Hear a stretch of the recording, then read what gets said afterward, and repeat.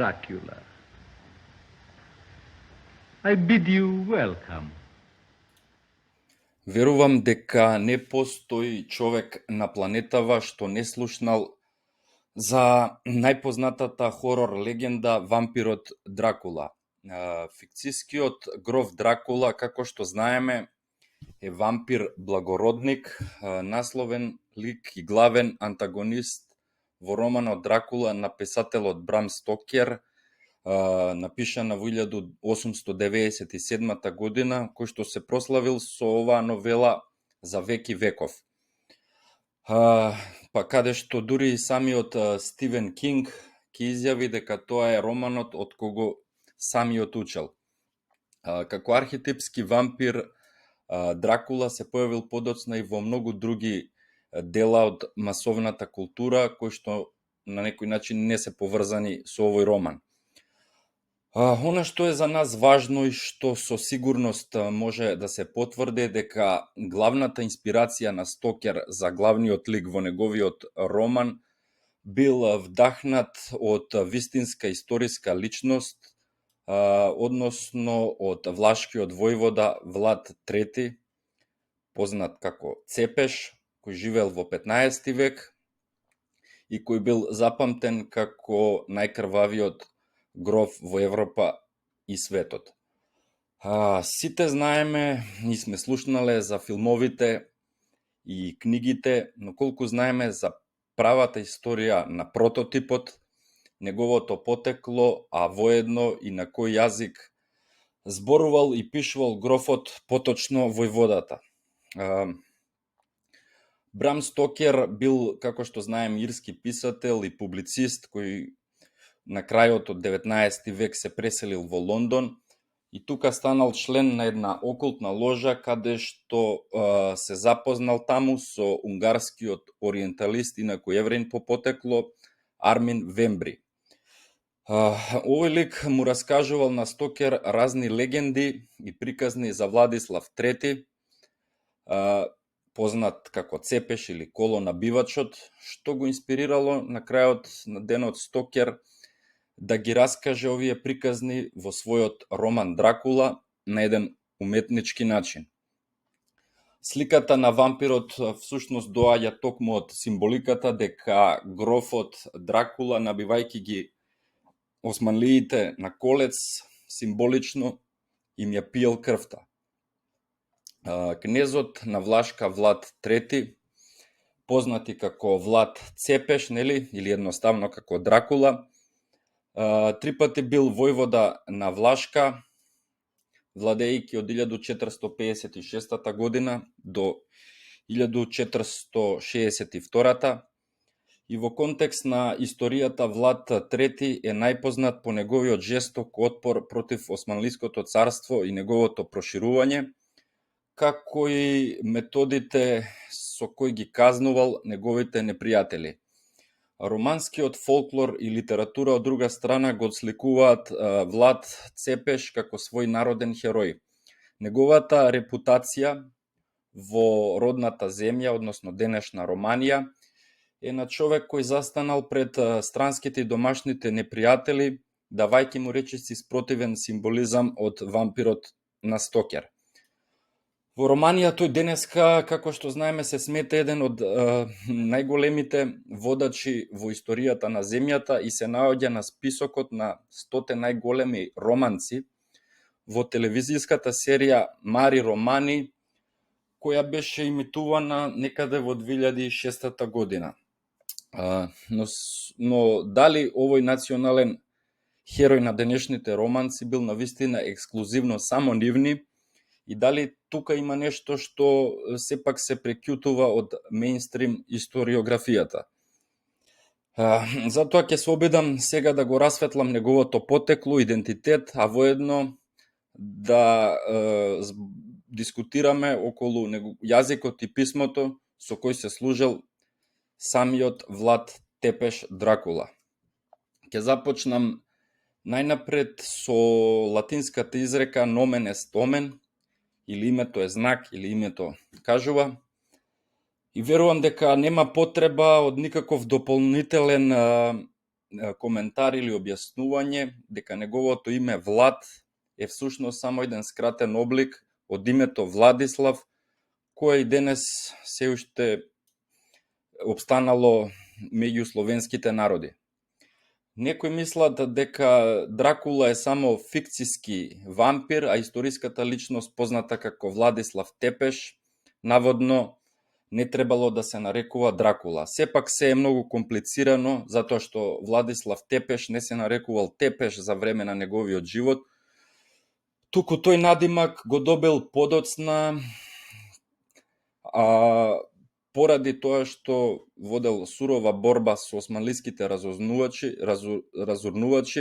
набивајќи ги на колец, чие што значење доаѓа дефинитивно од стариот словенски глагол цепја, тоест во смисла набивач на цепеници или цепенки од дрва или колци, па од тука цепеш или цепач.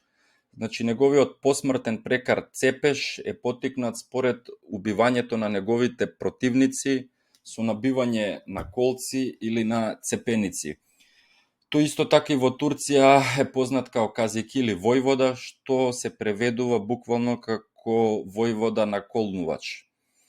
Но сега останува неизвестно дали името Дракула е уште еден негов надимак или пак е новопечено презиме. Значи, како што кажав, прекарот Тепеш или Цепеш бил спомнат во документите дури на почетокот на 16 век, односно по смртта на самиот Владислав, а современиците овој човек го нарекувале сосема поинаку. Генерално преовладува мислењето дека оваа династија, која инаку е само гранка на матичната династија Бесараб, била наречена како Дракулести, која наводно го добила овој надимак според фактот дека таткото на Влад III, односно Влад II, постанал член на редот на Змеот. Поконкретно, витешкиот ред на Змеот, на латински познат како Societatis Draconistrarum, е создаден врз основа на бургундскиот витешки ред на Свети Ѓорѓија. Наредбата првично била задолжена за заштита на кралското семејство на светиот римски император Жигмунд, додека тој се уште бил крал на Унгарија, и така членовите на редот наводно се нарекувале дракони или дракули. Символот на редот е змеј со опашка завиткана околу вратот. На задната страна на змејот од вратот до пашката имало црвен крст на Свети Ѓорѓија, додека целиот символ бил на сребрена позадина. Змејот наводно го отсликувал зверот од книгата на Откровението, додека црвениот крст ја символизирал Христовата победа над злите сили. Од членовите на редот се очекувало да го носат во секое време овој символ, обично во форма на медаљон закачен околу вратот, и често со него биле закопувани. На 13 декември 1408 година била објавена повелбата за наредбата, во која било посочено дека основната задача е одбраната на крстот од непријателот, особено од турците, а меѓу првите витези кои учествувале во воспоставувањето или обновувањето на редот во 1408 година биле пред се самиот Жигмунд од Луксембург, кралот на тогашна Унгарија, кралот на Полска Ладислав II, кралот Алфонсо од Арагон и Неапол, Витовит од Литванија, големиот принц, деспотот на Србија Стефан Лазаревиќ, потоа Херман II грофот од Целје, војводата Ернст од Австрија, Томас Морвеј војводата од Норфолк, Филип Маџарин, познати како Пипо од Озора, италијански благородник и унгарски великан, потоа Стрибор Дебечков или Стрибор II, синот на Стрибор од Стриборич, Хрвое Вукичиќ Хрватинич, големиот војвода од Босна, потоа Вук Лазаревиќ, братот на деспот Стефан Лазаревиќ, Фружин бугарскиот кнез, синот на бугарскиот цар Иван Шишман, Алфонсо V од Арагон, потоа Ѓорѓија Аријанити, свекорот на Скендербек, самиот Скендербек, вклучително на крајот и самиот Влад II Дракул, тогашниот принц од Влашка. Како што гледаме, еден куп благородници од овој биле дел од овој ред, но како што знаеме, самиот Влад II го присвоил наводно ова име или надимак Дракул. Понекогаш се вели дека Дракул се преведува како син на ѓаволот, но оваа изјава е погрешна, бидејќи сепак во буквален превод би му дошло како син на змеот, според неговиот татко Влад II, кој го добил прекарот од неговите поданици, бидејќи, како што видовме, бил член на овој ред. Иако првично бил запишан како Дракул, навистина широко распространета била употребата на зборот Дракула, која започнала од средината на 1470-тите години, кога самиот Влад наколнувачот или Цепеш, бил ослободен од унгарскиот затвор. За неговата судбина се заинтересирале многу државници, особено од Италија. Така Дракула Тепеш бил сватен не само како познат негативец, туку како и закана за турците, односно човек кој со самото име влевал страв и ужас во нивните редови. Многумина очекувале дека тој не само што ќе го врати влашкиот престол, туку и ќе продолжи активно да се бори со турците, како што бил случајот во 1460-тите години. Како резултат на тоа, зборот Дракула постојано се појавува во кореспонденцијата од втората половина на 70-тите години, а се користи формата со А на крајот, која се вкоренила веројатно благодарение на унгарците. Еве неколку примери како било запишувано неговото име од тој период со латинично писмо. Како Дракулија, од страна на амбасадорите на кралот Матијас, враќајќи се од Молдавија, му пишувале на кралот Матијас на 25 јуни 1475 година. Како Ладислау Драгула, значи со Г, од амбасадорот на војводата од Ферара, кога му пишувал на војводата на 18 јули 1475 година. Потоа како Дракулја од писмото на кралот Матијас до жителите на трансилванскиот град Сибиу од 21 септември 1475 година. Како Ладислаус Дракулја од писмото на гувернерот на Трансилванија до жителите на трансилванскиот град Брашов од 16 јануари 1476 година. Како Ладислаус Драгулја со Г, значи, од писмото на Габриел Рангјони, епископот од Егер, до папата од 7 март 1476 година. Како Ладислаус Драгулја, уште еднашка, значи, од писмото на вице-војводата на Трансилванија до жителите на Брашов од 21 јули 1476 година. Потоа како Дракулија од извештајот за напредокот на војната со турците составен за Матијас на 7 август 1476 година. Потоа Драгулија, значи со Г, од писмото на кралот Матијас до саксонците или сасите од Трансилванија на 16 ноември 1476 година. Како Драгула од писмото на кралот Матијас до папата од 8 декември 1476 година. Потоа како Дракулија во извештајот на амбасадорите на војводата од Милано до Венеција од 1 февруар 1477 година. Како Уладо Драхулија од протоколот на средбата на молдавскиот амбасадор Јоан Цамблак со дуждот и сенаторите во Венеција на 8 мај 1478 година. Ова што го гледате сега е писмото на Јанош Хуњади од 6 февруар, каде јасно се гледа зборот Дракул. Подобро е зачувано и писмото напишано од 30 март. Ова пак е писмото од синот на Јанош, Ласло, односно Владислав. Ласло иначе маđарска верзија на словенското име Владислав, значи Владислав Хуњади од 17 декември 1456 година. Потоа италијанецот Антонио Бофини, кој живеел на дворот на кралот Матијас, го нарекува Влад наколнувачот само како Дракула. Зачувано е исто така и писмо од влашкиот бољар Албул, каде што се спомнува таткото на Влад III како Дракуља.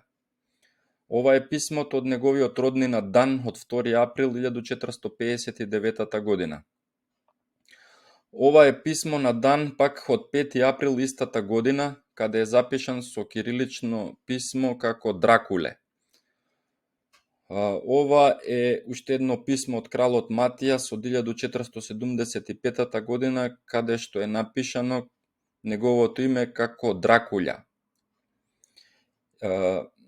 Еве едно од писмата пак од тие времиња, писмо од некој унгарски благородник од 16 јануар 1476 година, каде што исто така неговото име е запишано како Дракуља. А ова е уште едно писмо од еден друг унгарски благородник од 21 јули 1476 година, каде што пишува Драгула. Значи, ја користи буквата Г. Од друга страна, во германскиот памфлет Историјата на војводата Дракула од 1463 година, името на Дракула било напишано како Драколе. Познатиот писател Майкл Бејхам во својата книга за злоделецот наизменично го нарекува Дракула како Тракел, Тракал, Тракол, Тракале, Траколе, а насловот всушност вели Тракле. Како што гледаме, германците слушнале и одреден звук на самогласки на крајот од прекарот Дракул. Тие го толкувале како е, а не како а. Сепак оваа верзија на искривување на прекарот не го издржала тестот на времето, се вкоренила опцијата со завршетокот да биде на а тоа е унгарската верзија.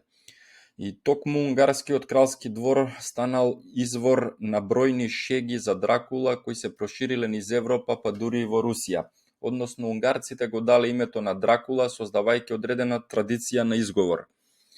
За тоа сведочи, например, писмото од 22 април 1460 година напишано од извесен Блажеј, кој живел во близина на главниот град на Унгарија и собирал озборувања од кралскиот двор.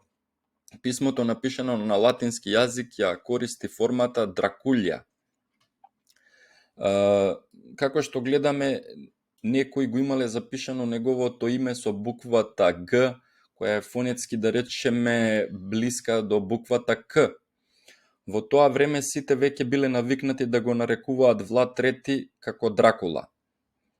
Меѓутоа, во своето писмо од 4 август 1475 година Влад III се нарекува себе си, се подпишува како Владислаус Драгуља, односно Владислав Драгуља, а не Дракула. Значи, ја користи буквата Г наместо буквата К, и само ова една буква сега тотално може да ја промени целата смисла, ако се гледа ова низ призмата на словенското око. Мислам дека нема потреба да објаснувам етимологијата на зборот драго, и во овој случај можеме да го гледаме ова како своевидно презиме, како Драгуља или Драго, Драги, Драгош и така натака. И како една фина потврда за ова мое толкување ја имаме од еден руски државен службеник и поет од тоа време, имено во првата половина на 1480-тите на унгарскиот двор пристигнала руската амбасада предводена од еден службеник по име Фјодор Курицин, кој на крај ја компонирал приказната за Дракула војвода. Курицин, следејќи ги унгарците, ја користи формата Дракула, и всушност ова е првиот на некој начин роман, што може да се каже, за Дракула, што е далеку постар од оној на Брам Стокер. Во оваа книга Курицин запишал: неговото име на влашки е Дракула, но кај нас е ѓаволот. Навистина, русите во нивниот јазик, освен што го користат зборот змеј, го употребуваат и грчкиот збор дракон, што е аналогно на англискиот збор драгон. Меѓутоа, Курицин го нарекува тепеш Дракула не син на ѓаволот, туку како именјак на ѓаволот, односно личност што го носи истото име како ѓаволот, но не е ѓаволот, што сега, да речеме, ни дава да речеме, ни дава една сосема поинаква конотација. Например, денес варијантата Дракулич, како што е Славенка Дракулич, е вообичаено презиме кај српскиот и хрватскиот народ, да речеме, додека во Македонија го имаме презимето Дракул, како например романописецот и историчарот Симон Дракул од Лазарополе. Меѓутоа се чини дека сите овие презимиња влечат корен не од зборот змеј, односно драгон или дракон, туку од драголј. Од тука може да се посомневаме дека поради сличноста на имињата и поради фактот што бил случајно како некоја коинциденција и неговиот татко во редот на змеот, Драголја да постанал Дракула. Ова за мене покажува дека Дракула е пред се Драголја или Драгољ. И ова значи дека можеби не станува збор за надимак или титула, туку како едно свое лично презиме. Најпосли во Романија денес не постои презиме во обликот Дракула, но затоа постојат имиња и презимиња како Драган, Драганеу, Драгическу, Драгичи, Драгнеа, Драгој и така натака. И ако ова е точно, тоа значи дека Владислав немал само словенско име, туку и презиме или пак надимак.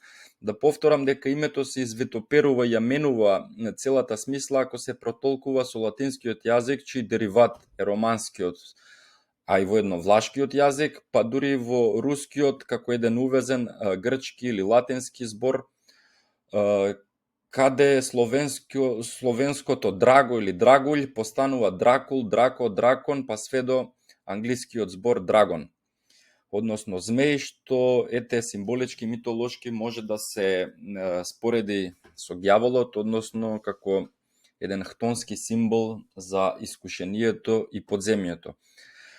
Прашање кое што автоматски следува само по себе да се постави е прашањето како е прифатен овој надимак или презиме, дали според некој предок или пак е изведено од некој топоним, односно од местото на и презимиња како Драган, Драганеу, Драгическу, Драгичи, Драгнеа, Драгој и така натака. И ако ова е точно, тоа значи дека Владислав немал само словенско име, туку и презиме или пак надимак. Да повторам дека името се извитоперува и ја менува целата смисла ако се протолкува со латинскиот јазик, чиј дериват е романскиот, а и воедно влашкиот јазик, па дури во рускиот како еден увезен грчки или латински збор, каде словенското драго или драгулј постанува дракул, драко, дракон, па све до англискиот збор драгон, односно змеј, што символички, митолошки може да се спореди со ѓаволот, односно како еден хтонски символ за искушението и подземјето. Прашање кое што автоматски следува само по себе да се постави е прашањето како е прифатен овој надимак или презиме, дали според некој предок или пак е изведено од некој топоним, односно од местото на потекло. Нажалост, не се знае точно каде е роден Влад II, кој прв го носел ова име или презиме. Од друга страна, Романија е преполна со топоними што го содржат коренот Драго.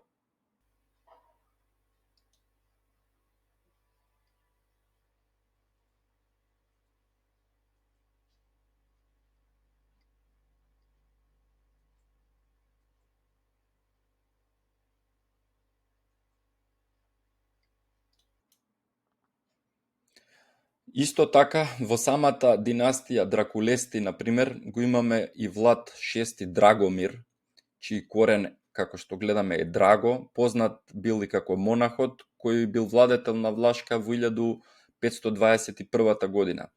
Да не заборавам да споменам исто така дека во Молдавија првиот нејзин основач се викал Драгош, од каде се развила династијата позната во науката како Драголешти, каде се познати исто така и под името Дракфи, Драгоши или Драгичи. За да го потврдиме неговото потекло, мораме да ја земеме во предвид целата оваа династија и да направиме едно подлабинско истражување, да вратиме неколку колена наназад до практично најраните влашки оснивачи. Значи, Драгош познат бил и како Драгош Вода на влашки, односно тоа е нашето воџа или војвода, кој бил првиот војвода нели на Молдавија, кој владеел во средината на 14 век, според најраните, како што знаеме, молдавски летописи. Истите извори велат дека Драгош дошол од градот Марамуреш од некогашна Трансилванија на Карпатите. Неговото симнување на бреговите на реката Молдава традиционално се смета за символ на основањето на кнежевството Молдавија во романската и молдавската историографија. Нажалост, повеќето детали од неговиот живот се неизвестни. Историчарите го идентификувале или со Драгош од Бедеу или со Драгош од Ѓулешти, кои биле влашки земјопоседници во кралството Унгарија, што е една интересна забелешка, бидејќи во наредното видео ќе говориме по-конкретно за Унгарија. Историчарот од Дубровник Јаков Лукаревиќ, кој ја завршил својата хроника негде во 1601 година, напишал дека Драгош било од барон на Куст, тоа е еден град во Трансилванија, пред да се пресели во Молдавија, а Куст бил веќе утврден град во Марамуреш во 14 век. Дракфите или драгичите кои потекнуваат од самиот Драгош го држале Куст на одреден период на крајот од векот. Значи, двајцата благородници од војводството Молдавија, Драгош и Богдан, биле клучни во основањето на самото кнежество и соборувањето на унгарската власт источно од Карпатите. Првите податоци за Молдавија во српските списи се споменува во житијата на Стефан Лазаревиќ, напишана во 1435 година од Константин Филозоф Костенски. Српските средновековни песни ја нагласуваат крвната врска на Јакшич со денешните молдавци, бидејќи Кара Влашка и Кара Богданија се татковината и родниот град на Димитри Богдан Јакшич. По наредба на војводата Петар Ареш, свештеникот познат во документите како Макарije Србин, игуменот на манастирот Њамц, овде ја напишал и првата хроника на Молдавија, во која е вклучено минатото на оваа земја од Стефан Велики до неговото време. Треба да се спомне исто така и српско-молдавската хроника од 17 век, која се занимава со историјата и на другите балкански народи, каде таму е забележано дека телохранителите на Петар IV Рареш биле практично срби. Значи, после Драгош воџа владетел на оваа земја постанал Богдан I, од каде оваа земја постанала позната како Богданија, а во нашиот фолклор се среќава и како Кара Богданија. Значи, оваа земја Молдавија е изречена и под композитната форма како Молдовлахија, на ист начин и Влашка се среќава како Унгаровлахија.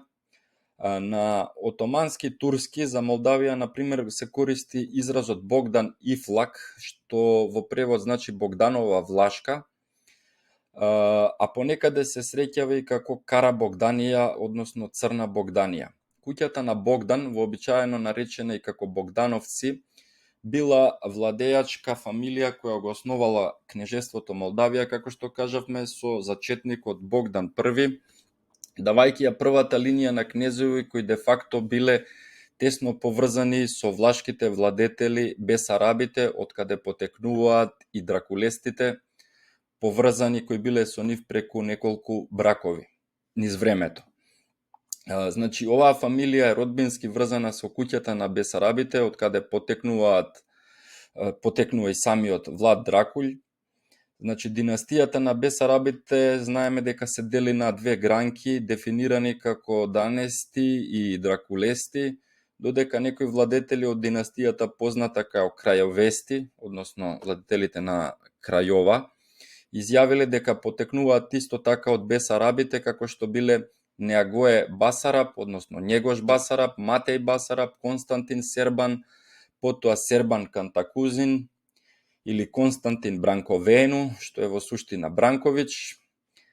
Од друга страна, дедото на Влад Тепеш бил Мирча или Мирослав Стариот или Мирчо Велики бил еден од најважните војводи или кнезови на Влашка. Таткото на Мирче, односно прадедото на Тепеш, бил Раду први, односно Радул, или можеби Радослав, каде историчарите го идентификувале со легендарниот Црни Радо, кој наводно бил првиот водач и основач на Влашка. И како шлак на торта на целата оваа неизвестна потрага, да речеме, го имаме објаснувањето превземено директно од романските извори, каде се вели дека овој Радо Црни, односно прадедото на Тепеш, во документите од Романија се наведува дека правото име му било Драгомир. Во историјата го среќаваме и владетелот Раду Пајсие, кој додека не бил војвода се викал исто така Драгомир. Од друга страна, постои една епска песна од тој влашки крај која е насловена како Драгомир или тврдината на Раду Негро. Според други извори, таткото на Раду бил Никола Александар, односно тоа е чукун дедото на Влад Тепеш. Ова е неговата надгробна плоча, каде на нашиот старословенски јазик јасно и читко пишува.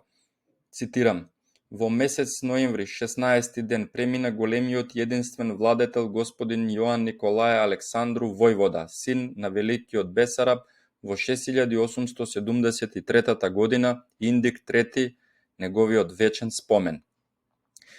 И ова не е мала работа, можеби ќе се каже од некоја глупа причина дека ете така случајно бил избран за официјален и службен јазик словенскиот во Влашка и Молдавија. Меѓутоа, со тој јазик, како што гледаме, били погребувани овие владетели. Се поставува прашањето зошто на нивните погребни плочи не е напишано, да речеме, со латински јазик, кој бил многу близок до романскиот и влашкиот, туку не е избран токму словенскиот јазик и писмо. Како што можеме да прочитаме, таткото на Александар или Александру бил син на Бесараб први, наречен и како Иван или Иванко Бесараб.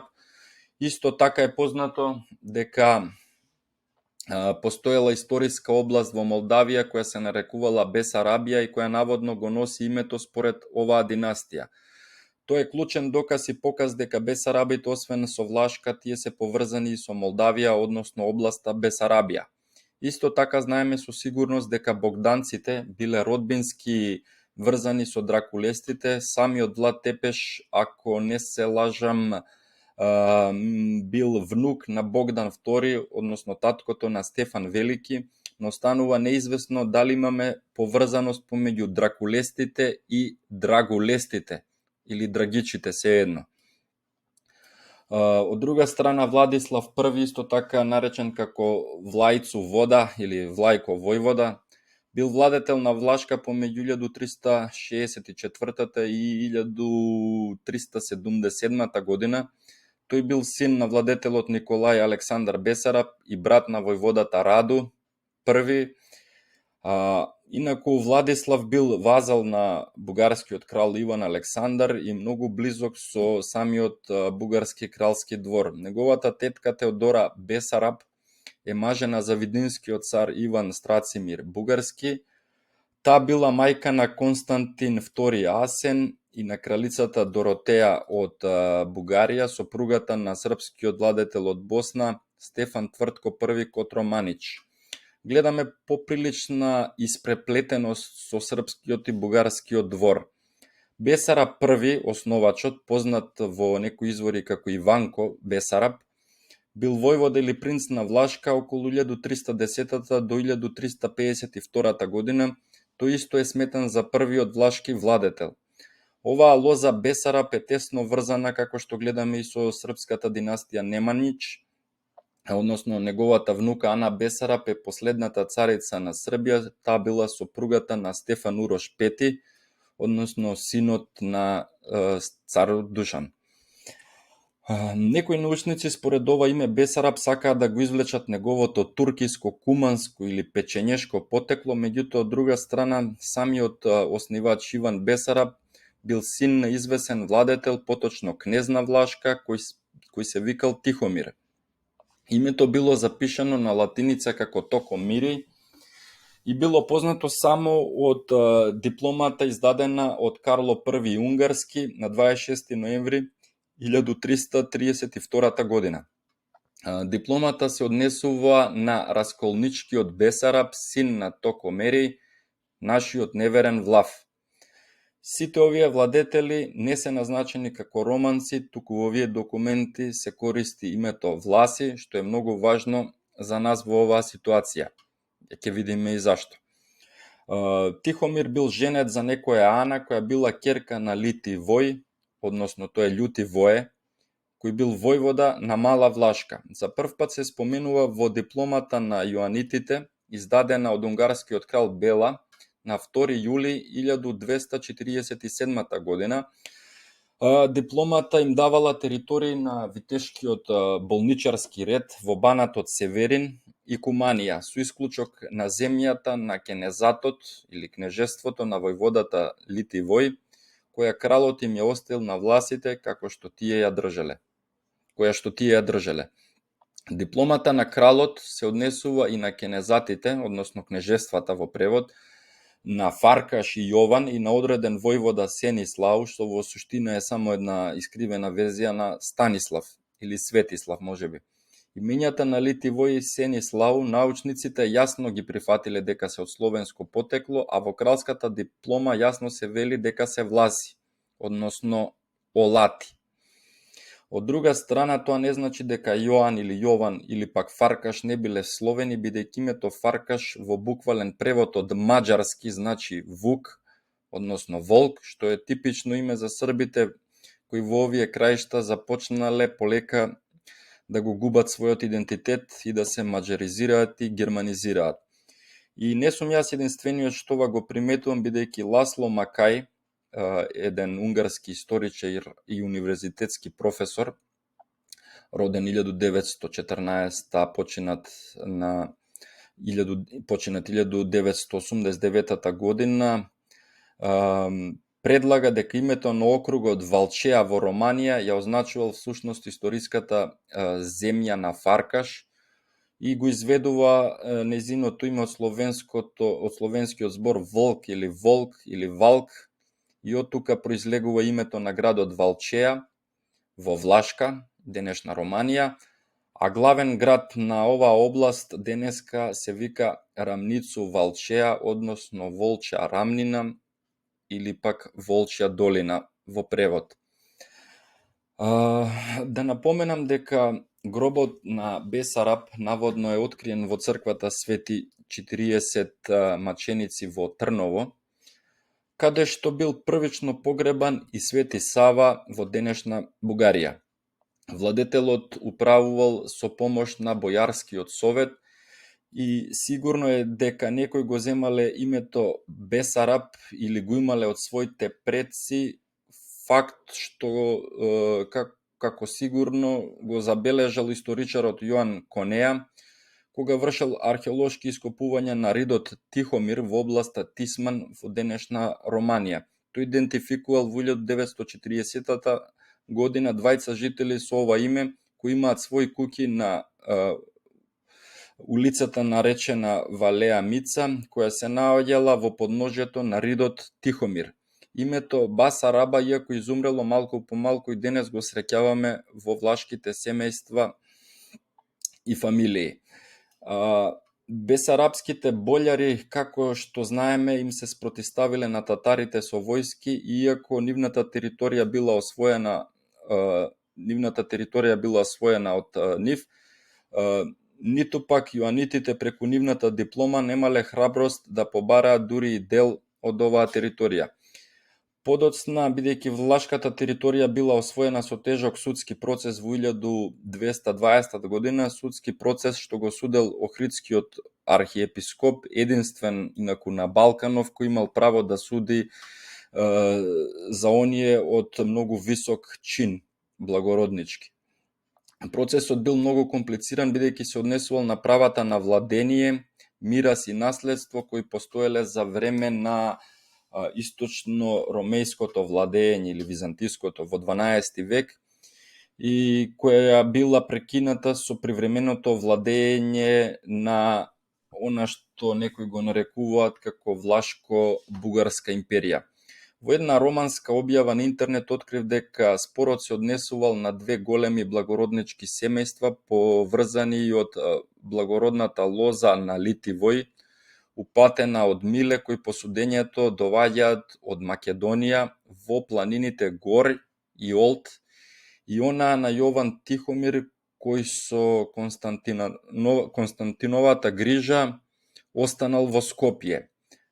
Како Олтенија или Мала Влашка била поделена во тој процес, резултатот го гледаме според картата на постојните бесарапски војводства по упадот на Асанидите во 1233 година.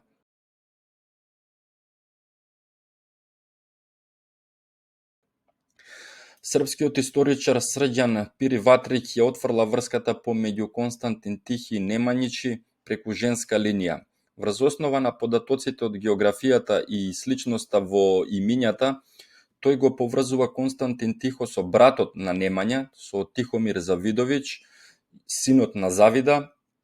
Во еден документ на Охридскиот архиепископ Димитриј Хоматјан од 1220 година, кој што практично го судел овој споменат процес, се споменува извесен архонт Јован Тихомир во областа на Скопје, односно токму на местото од каде што се претпоставува дека Тихомир Завидовиќ тргнал кон својот брат во 1168 година. Пириватрич претпоставува и дека Константин Тихи управувал со областа околу Скопје пред да дојде на власт. Да се вратиме сега на темата за Бесарабите. Бесараб, значи, ја основал првата влашка владеачка династија која го добила неговото име, како што знаеме, Бесараби. Исто така, поради влијанието на оваа династија во Молдавија или Богданија, целата источна територија на земјата била наречена како Бесарабија. Меѓутоа, што значи поимот Бесарабија? Која е неговата етимологија? Дали земјата била наречена по нив или пак тие го носат ова име според самата земја? Интересен податок наоѓаме кај рускиот археолог и историчар, а воедно и благородник со шведски корени, Александар Фомич Велтман, во неговата книга Индо-Герман или Савини, издадена во 1856 година, говорејќи за древното племе на бастраните, кое што живеело во Дачија или Дакија, тоа е древна Романија, пишува, цитирам: "Бастраните живееле источно од Дакија, односно по источната страна на Карпатите, во Молдавија и Бесарабија, во непосредна близина на Црното море. Бесарабија, тоест Биосарбија, Белосрбија, значи се занимавала и со бастраните или бластраните. На крајот на 3 век 100.000 бастрани се преселиле во Тракија. Од тогаш името на бастраните исчезнало, кај Карпатите се заменува со името Бели Срби, а надвор од Дунав едноставно Срби, кои според Константин Порфирогенит потекнуваат од белите Срби, чие име историчарите многу лесно можеле да го претворат во бастрани. Сметаме дека прекарот Бело има многу голема врска со белгите, блахите или власите и движењето на Белград, Белгородскиот регион, Бела или Голема Русија од другата страна на Рајна по различни патеки кон исток и југ. Бели, Вели, Велики град, Вишеград се недвосмислени имиња во смисла за град престолнина или главен град. Подеднакво се недвосмислени во преводот Алба, Алба Јулија, Белград во Трансилванија, Алба Грека, Белград во Унгарија, Магнополис, Микленбург, Велиград, Вајзенбург, Алба Себусијана во Алзак во Германија, Вајсенбург во Франконија, Вајштад, Вајсенштад, Белград на Белата мајна спроти Кројцен или Кројцец, Црвена, Кројзен или Крајсен, тоест Црвената река, Рот Мајн, односно Црвена мајна.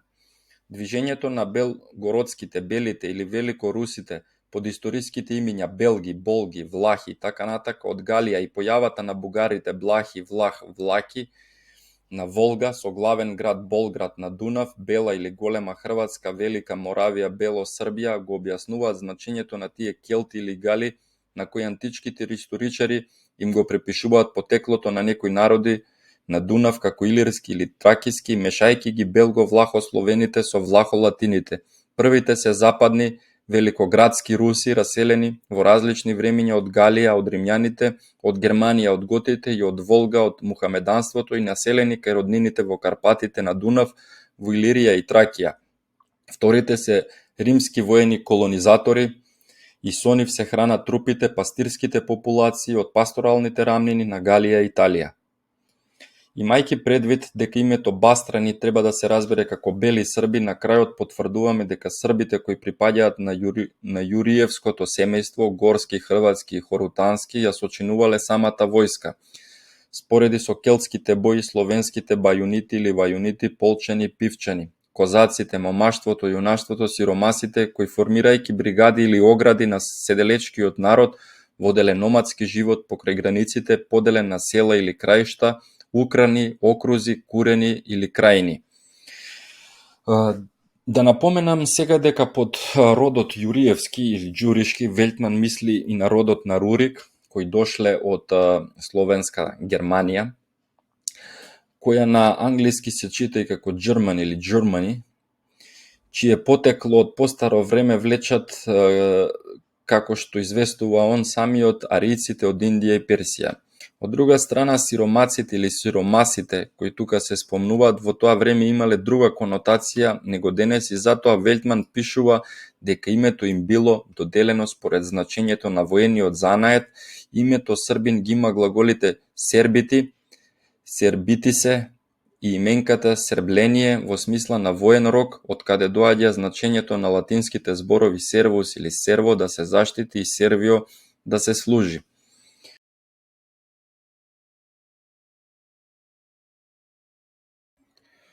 Во Бесарабија, например, имаме два Белгради. Исто така би додал дека на Балканот имаме и сме имале повеќе Белгради. Во Северна Бугарија го имаме Белоградичик, во Видинската област. Во близина на древниот илирски Албанополис, во денешна Албанија, наоѓаме исто така еден Белград. Потоа уште еден наоѓаме односно тоа е денешниот Берат во Албанија, кој претходно се нарекувал како Белград. Тоа го наоѓаме на картата на Европа од картографот и кралскиот хидрограф Томас Кичин, и која била издадена на 12 мај 1795 година. Гледаме и таму исто така два Белграда во денешна Албанија, а пак од друга страна го имаме и градот Биоград на море или Алба Маритима. Тој е еден стар град и општина во северна Далмација, односно денешна Хрватска, кој бил значаен град во средновековната кралска бискупија.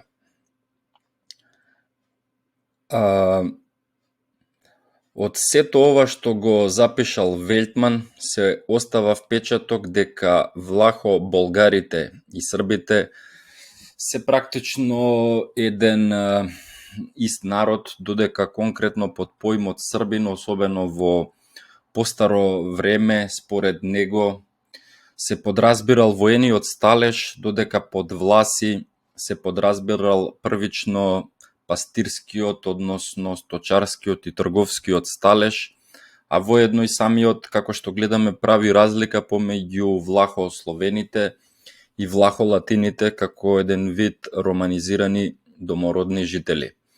Исто така имаме и конкретно белосрпски топоними во денешна Романија, а постојат и многу варијации на самото име или презиме Србин, односно Сербан.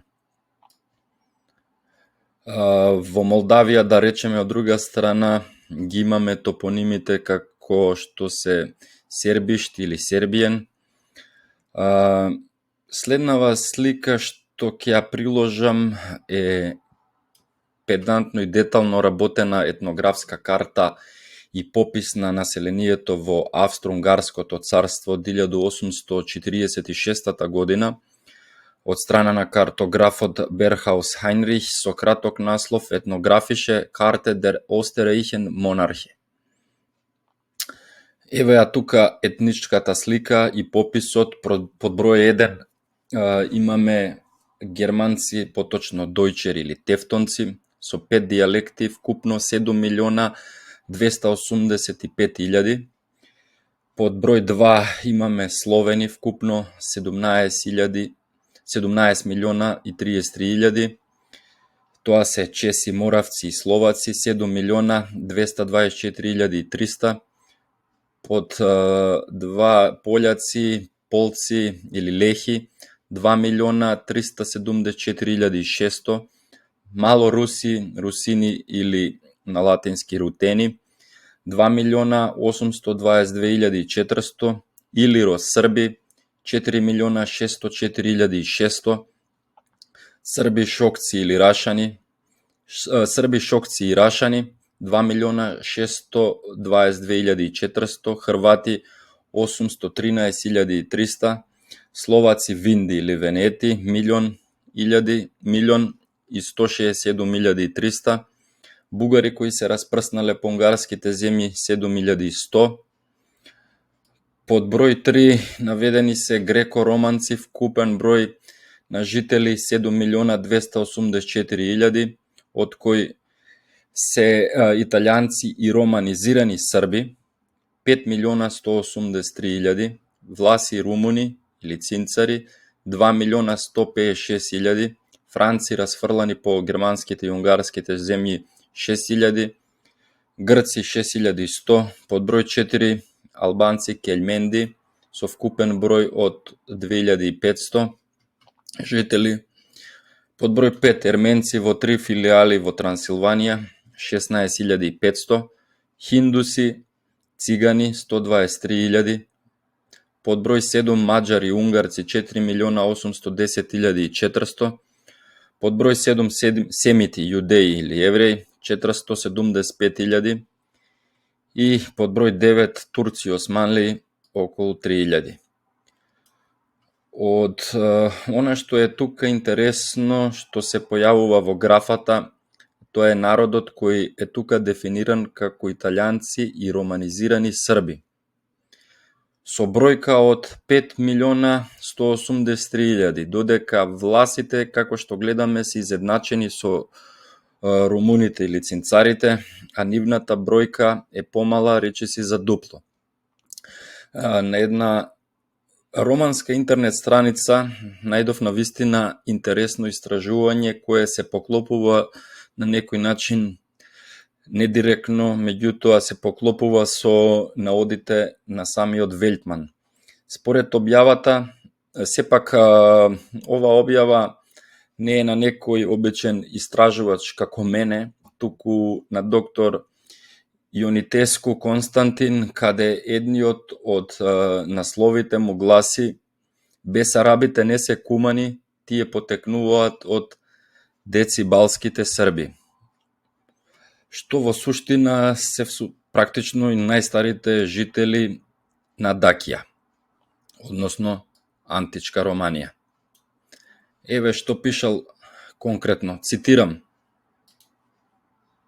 Денес, благодарение на малкуте информации достапни во светските архиви во врска со името поврзано со династијата Бесараби, треба да се цени културниот човек Николае Денусијанусу, кој пред повеќе од 1 век го пронашал името на кралот споменат од 2 век пред нашата ера Барсабан, односно од 1409 година, запишан од грчкиот историчар Диодор Сикулус.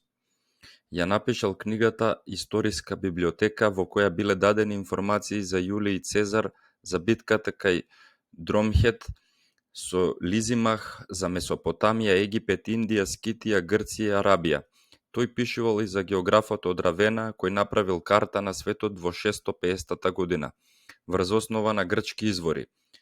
Спомнал 2 соседни народи во северниот дел на голема Скитија, наречени како Басарини и Меленгини. Според идеите на постарите автори, под северниот мост, мостот Гетикус, се наоѓале регионите на Дакија. Така, басаријанците од Равена ни се јавуваат од гледна точка на географијата и имињата како исти луѓе со локалното население од Северна Тракија, над која доминирала Бесарапската династија. Значи, можно е Дионе Златоуст, кога пишувал за кастата Сараби на овој простор, да имало царство, чиј владетел Василевс го имал името Басрабан, односно кралот на дакиските Сараби, Ба од зборот Басилеус, обидинет со зборот Сараби, од расата дакиски водачи од времето на Диодор Сикулус, а името што останало за населението во тоа време треба да биде Басарини, споменат од географот од Равена. Го наоѓаме името на бесарапскиот народ, што го користеле околните народи еден милениум подалеку. Историчарот Јорданес ни кажува дел од изгубената историја на Дион Златоуст, преку која ни кажува дека сите дакиски кралеви биле од семејството од расата наречени Зараби. Како што гледаме, овој романски историчар направил паралела помеѓу Бесарабите со Сарбите, поврзувајќи ги како едно дакиско племе. Меѓутоа, уште по-конкретен бил Велтман, каде ни открива дека всушност Басарабите и оваа династија водат потекло од белите Срби. Тоа значи дека старите дачански кралеви и целото тоа царство од една страна може да се гледа и како српско. Власите инаку се познати како аромани, што тоа за мене е на некој начин спротивно од романи. Имаме, значи, романи и не романи или аромани, иако и двата народа зборат јазик денеска од романската група. Терминот влав или влах со текот на времето добил многу слојно значење, иако е јасно бар за Велтман дека тие првобитно се словени, каде самиот прави разлика од белго-вулгаро-словените и влахолатините.